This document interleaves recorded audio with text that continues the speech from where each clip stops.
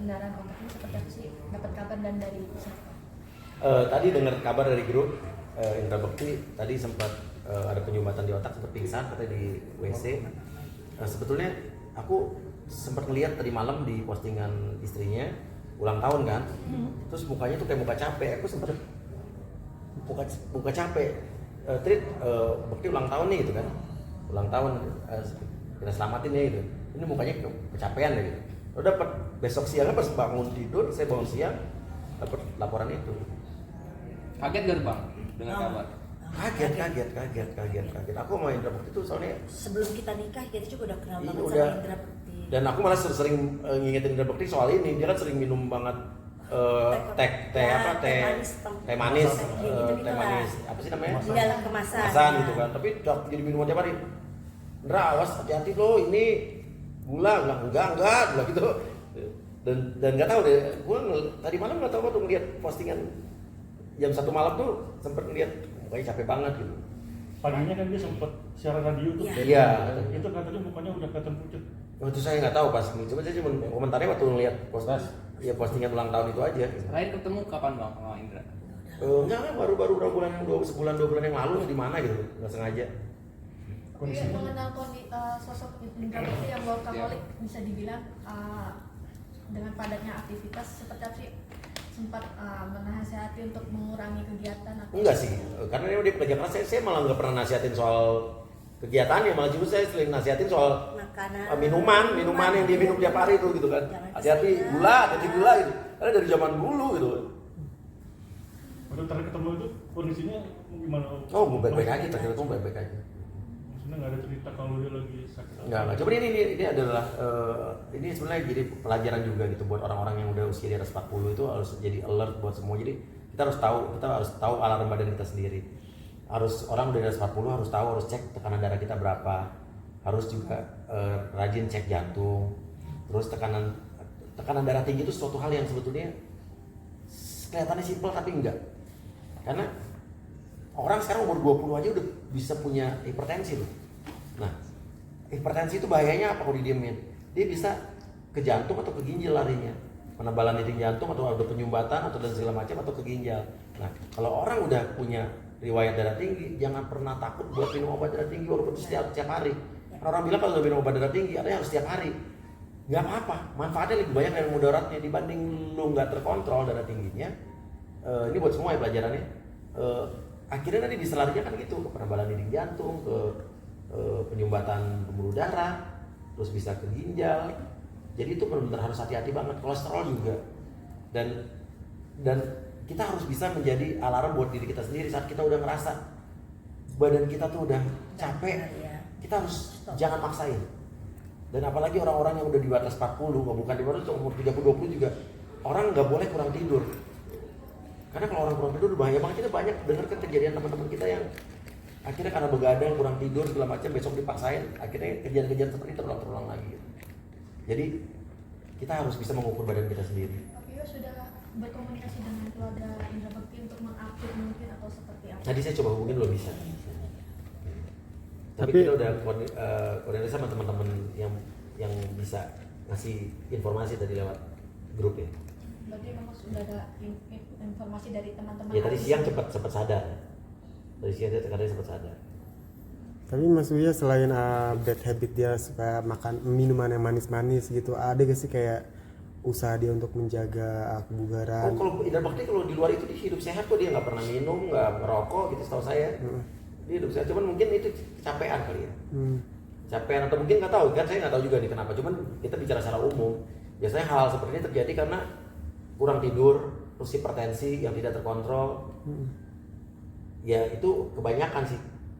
Dan saya nggak tahu kalau Indra Bekti ini kenapa gitu. Belum dapat kabarnya yang pasti.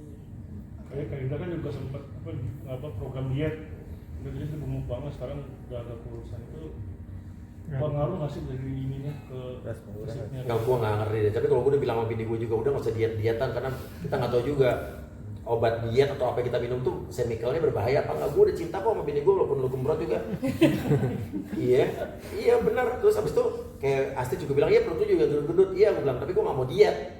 Gue mau diet nggak mau diet dengan obat. Gue mau diet dengan ngurangin ya ngurangin makanan. Gue kalau udah mulai malam kan gue suka Olahraga. susah tuh nahan makan tuh.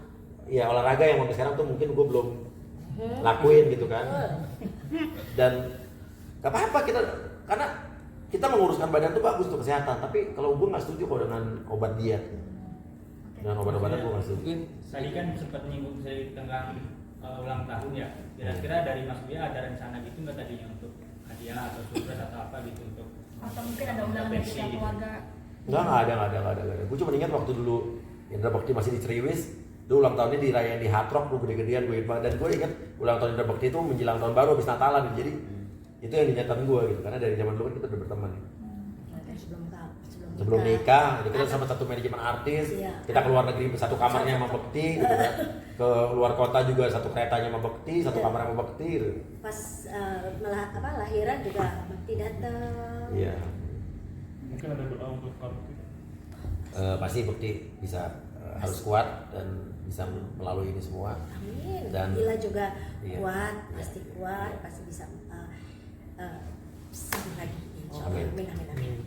Oke, tapi sedikit dong, mungkin dari kejadian ini sebagai kita bicara soal Jenara sebagai public figure, seperti apa sih menjaga kondisi apalagi di tengah aktivitas banyak kegiatan Gini. artisan. Dulu gue adalah manusia yang syutingnya dari pagi sampai malam tuh nggak ada istirahatnya. Tapi gue semenjak sakit COVID di 2021 awal, Iya, 2021 awal. ya itu merubah hidup gue, membuat buat gue uang harta tuh nggak ada artinya dibanding kesehatan kita. Waktu sakit itu gue nggak mikirin soal kerjaan, soal segala macam. Sampai pada saat gue sakit itu sebenarnya gue baru mendapatkan program besar lagi di TV. Dan gue ditungguin, terus sembuh dulu deh. Nah pas gue udah sembuh COVID, udah negatif, ditanya kita mulai yuk. Wah gue kayaknya belum siap, mental gue belum siap. Ya udah, akhirnya dulu gue bilang ganti aja gue dengan orang lain deh, host lain. Akhirnya program gue itu tetap jalan dengan nama yang sama, tapi diganti dengan host lain, walaupun akhirnya nggak berjalan juga sebentar gitu. Tapi di situ gue akhirnya memilih buat sampai sekarang gue nggak ke TV. Jadi nggak tahu deh, gue lagi nyaman apa ya, gue lagi menikmati dengan waktu itu gue bilang ini, kita mau keluar negeri Agustus kemarin, udahlah gue nggak mau di TV dulu, kan di TV waktu dengan keluarga gue berkurang gitu kan, gue nggak mau sekarang karena apa ya, problem terbesar gue sama TV itu adalah setiap gue mau liburan tuh berantem dulu, nggak boleh lebih dari 2 minggu, nggak boleh lebih dari 3 minggu, sampai pernah dulu gue punya liburan lebih extend 2 hari aja sampai program gue di stop, dihukumnya gitu. Karena hostnya kamu sama aku. Marah gitu. Dan akhirnya gue kalau pas saat gue nggak punya program TV, gue mau liburan kayak kemarin di Amerika bisa 2 bulan, 3 bulan gitu. Dan untuk menemani Cinta waktu mau kuliah, tapi pas Cinta kan udah kuliah di sana. Sampai sekarang ditanya lagi, TV mau mulai lagi ya? Gue masih belum mau gitu loh. Tapi gue mungkin sudah dalam taraf uang, popularitas bukan segalanya lagi buat gue gitu. Jadi gue udah lewatin semua di puncak, fase-fase di puncak. Gue Panasonic Award udah, piala gue ada 13. Gue udah punya program TV pagi siang malam apa aja, talk show, pernah jadi presenter talk show terfavorit, presenter reality show terfavorit, presenter game show terfavorit. Jadi semua jenis acara gue pernah ada dan semua favorit dan semua ratingnya tinggi. Jadi sekarang udah kayak udah nggak ada tantangan apa lagi sih gitu ya. Dan gue mungkin jenuh kali, udah capek gitu mungkin dengan semua kealayan gue di TV dulu. Tapi gue tidak menyesal gue pernah menjadi artis alay, karena alay itu juga bagian dari hiburan kok. Gue selama ini tidak gue walaupun acara-acara gue dianggap alay sama Deddy Corbuzier sekalipun, gue merasa kealayan gue itu menghibur orang kok, orang ada penontonnya. Dan yang nonton acara alay bukan orang alay juga, bukan orang-orang kelas kalangan tertentu doang, orang-orang yang pemilik perusahaan gede, hotel-hotel bintang 5, perusahaan tekstil terbesar di Indonesia juga, salah satu terbesar juga penonton gue gitu. Dan mereka terhibur dan tuh udah kayaknya, tapi udah kayaknya gue lagi jenuh dulu gitu. Berarti sampai detik ini Gue belum tertarik lagi gitu, nggak tahu, kecuali TV menawarkan gue untuk program yang mungkin sesuatu yang berbeda lagi gitu. Sampai kapan sih Pak Piwi artinya untuk tidak menerima dulu job di TV, karena kan Nggak tahu, karena jujur aja duit terbesar gue datang dari TV. Dari YouTube nggak ada apa-apanya, kadang-kadang buat gaji karyawan aja suka nggak cukup, beneran ini. Tapi malah dilaporin ya. Iya, sekarang malah gue dilaporin polisi, somasi segala macam. Cuman ada kenyamanan, kenikmatan sendiri yang menurut gue lagi ngejalanin ini gitu. Mungkin ini tanggung jawab moral juga. Gue sebagai manusia juga harus ada manfaatnya juga lah. Bukan berarti dulu gue acara alay gue nggak bermanfaat, ada manfaatnya, menghibur juga. Cuman manfaat dari segi lain. Sekarang mungkin manfaatnya untuk bangsa dan negara ini itu aja. Jadi pola hidup juga berubah artinya. Oh, pola hidup berubah lah. Sekarang gue bisa habis sholat subuh bangunnya jam 12 siang gue bisa. Olahraga juga bisa. Belum bisa. Iya, tapi gue akan olahraga. Jadi gini, intinya kayak gue di masa-masa sekarang gue kayak kemarin dulu waktu bulan Maret kemarin lebih gila lagi. Yang Amerika yuk, kapan? Besok. Gue berangkat. Dulu Nggak mana berantem bisa, dulu ya, mana nggak berantem. dulu nggak bisa. Nah, mungkin kalau nanti TV juga ada yang mau pakai gue lagi untuk program TV dengan syarat nggak boleh mengekang gue tidak boleh liburan ke luar negeri gitu aja. Ya kalau misalnya nggak bisa ya udah, gue punya TV, beli TV lah gitu. Rencana tahun ini liburan gimana Pak Mia? Tahun ini malah justru gue pertama kali Jakarta, di ya? apa di tahun baru akhir tahun ini gue nggak kemana-mana gitu. Tiket mahal. Iya, gue kan lagi sekarang nggak ada job di TV lagi duitnya kurang. Sekarang ya kan? udah hitung itu. Iya, nanti mungkin nanti aja lah kalau pas tiketnya udah murah gitu udah nggak musim liburan. Berarti ini pertama kali di Indonesia ya akhir tahun menuju- Akhir tahun nggak liburan, Nggak liburan. nggak bikin acara juga. Mungkin jajan bikin podcast doang gitu. Gimana Bunda, artinya kan biasanya setiap tahun itu keluar negeri selalu pasti kan liburan dengan anak-anak, tapi sekarang ini harus mengirit-irit. Agak bukan irit-irit sih, dalam arti kata gini, kita biasanya nih kalau nggak tahun baru di luar negeri atau nggak cari job atau dapat job tahun baru di mana, tahun baru, apalagi sekarang kan lagi udah pandemi udah mulai berkurang ya, jadi kan banyak tawaran.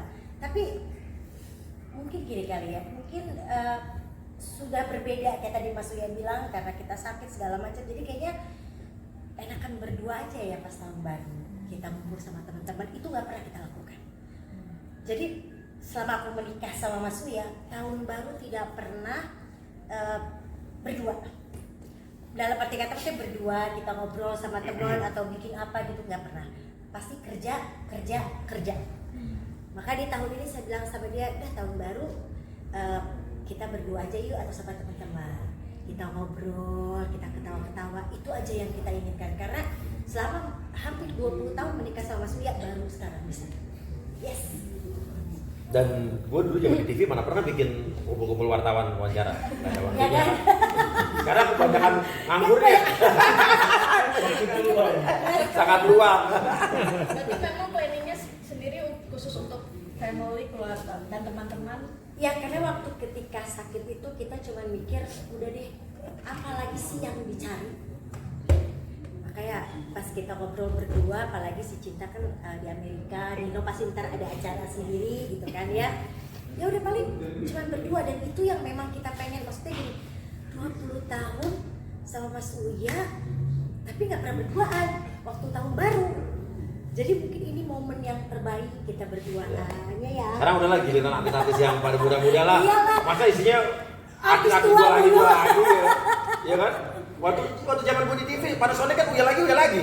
Ya. Ya kan? Pas gue udah mulai mundur, nah udah giliran yang lain. Acara dari pagi, siang, malam, Uya lagi. Nah, Sekarang mungkin gue kalau mau punya acara TV yang lebih serius lah gitu. Ya. Talk show politik. Nah, di Amerika tuh talk show politik yang Satu bawain aja lah tuh, ya, satu ya. yang bawain komedian loh, komedian dan entertainer gitu kan. Kalau di sini kan masih news anchor, makanya kebanyakan acara-acara politik di sini yang nonton cuma kalangan tertentu doang yang pengen nonton news. Orang kalangan menengah yang suka hiburan tuh pada nggak nonton, karena terlalu serius. Nah coba kita bikin acara politik yang ibaratnya justru semua kalangan bisa nonton, light, tidak memihak, tidak punya terikat kepentingan gitu. Karena itu sekarang masih kritik gue untuk acara politik di Indonesia, masih kelihatan news para presenter politik yang dia tersandra kepentingan golongan tertentu. Kelihatan banget kalau ada perdebatan dia pasti mihaknya ke sebelah situ. Kalau gue mah enggak. Kalau misalnya kalau TV ada yang program kayak gitu, Om Buya mau nggak jadi? Gue mau kalau politik gue masih mau. Tapi jangan larang gue untuk bertujuan ke luar negeri. Karena gini, Iya. Mas Uya itu seniman, jujur. Ya gue sarjana politik gue dari UI kan. Aslinya Mas Uya itu banyak banget stasiun TV yang bilang, ya pokoknya Uya ya begini. Memang ada sedikit nyeni. Jadi maksudnya kalau apa yang gue nggak bisa diginiin, gue nggak bisa digituin. Jadi ya beginilah Mas Uya. Mungkin kalau ada acara politik, jadi harus bebas untuk berpendapat. Belum ada sih. Belum ada kan? acara politik yang Istilahnya. isinya Ya, karena gini loh. entertainer belum ada. Iya, karena kan kita juga pengen apa ya, nggak cuma dari kalangan tertentu yang menikmati politik. Kayak ibu-ibu kayak saya, kayak Cinta, kayak Nino kan juga pengen tahu Dan bagaimana membuat acara politik itu ditonton sama semuanya, ibu-ibu juga menari, anak-anak juga menari. Jadi bangsa kita lebih pintar. Tapi udah kita buktikan kok di podcast saya ini, kita bicara soal hukum, soal politik, ekonomi, yang nonton semua kalangan ada ibu-ibu nonton. Ya. Karena kita ngebawanya secara ringan, light dan santai gitu. Sensan. Dan tidak menggurui. Karena banyak sekarang presenter politik yang ngomongnya terlalu teoritis, biar kelihatannya pinter, bahasa yang ribet orang nggak ngerti, akhirnya nggak nyampe juga pesannya percuma. Iya kan? Karena tontonan itu bukan milik golongan tertentu doang. Kalau kita ingin mencerdaskan bangsa ini, kita harus menyajikan tontonan yang bisa dinikmati oleh semua orang. Bukan jadi host yang sok pinter, sok ngomongnya keren, tapi orang pada nggak ngerti. Yang ngerti golongan tertentu doang, itu jangan. Serius tapi santai ya. Sersan ya, tituler. merestui untuk hijrah ke PPU ya, biasanya kan di TV sekarang harus ke politik. Dulu dia paling larang gue politik. Saya orang yang paling menentang sekali Mas Uya selama 23 tahun ini terjun di politik. Karena buat saya selama bisa dibilang, saya selalu bilang sama dia, Pak, aku masih mau pakai tas mahal, aku masih mau Tas mahal India tuh. iya masih mau pakai baju bagus, masih mau pakai apa. Karena apa? Buat saya politik itu adalah kan memang kita dikasih untuk rakyat. Bagaimana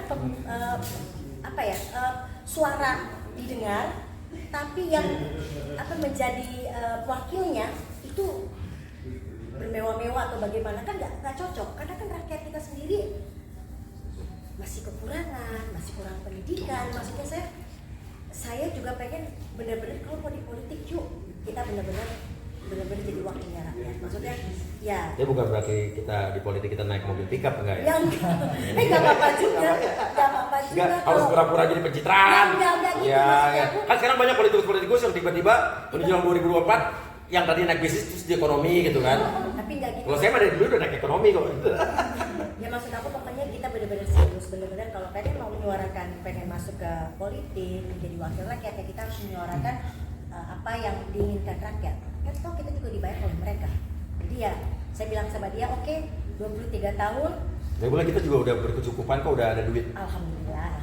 Bukan sekarang terjun juga dari podcast politik mau nyari duit. Malah justru podcast politik gua nggak ada duitnya. Iya kan? Makanya saya pengen kenapa saya membolehkan mengizinkan masuk ke politik ya, mungkin memang sudah waktunya, dia sudah matang secara insya Allah lahir dan batin untuk terjun di politik untuk rakyat ya. Saya sebagai istri juga oke, saya juga udah siap. Ya. Lepas atribut kemewahannya. Ya mewah. Jangan jadi pura-pura juga nggak mewah. Kalau kita juga kebetulan pakai sepatu ya apa adanya aja sih. Apa adanya ya. Jadi politikus itu bukan berarti kita juga jadi berpura-pura jadi orang lain. Betul, Bukan habis tiba-tiba jadi politikus kita jadi tadinya pakai Gucci tiba-tiba besoknya pakai baju 20 ribuan, ya enggak juga. Kalau kita punya dan kita bukan hasil korupsi, kenapa enggak? Iya. Dan intinya adalah orang terjun ke politik bukan untuk cari duit, itu aja. Betul. Makanya saya lebih menghargai orang-orang yang udah sukses, udah punya duit baru terjun ke politik dibanding orang yang mau cari duit di politik gitu. Betul. Dan saya juga kan walaupun akhirnya mau terjun politik, saya podcast soal politik, keilmuan saya juga mumpuni. Saya juga sarjana ilmu politik FISIP UI gitu kan. Yang selama ini orang nggak tahu gitu kan. Dan saya juga nggak mau orang tahu tadinya gitu kan. Cuman akhirnya ya udah orang tahu aja lah. Daripada saya dibilang, si alay lagi mulai ikut podcast politik. Kamu masih alay yang sarjana politik. Iya kayak ngerti aja lo gitu kan. Oke, makasih. Ya. Satu lagi dong Ya. tentang viral Betul, keselingkuhan. Ya. Langsung aja jadi pakai handphone gua aja. Goreng terus.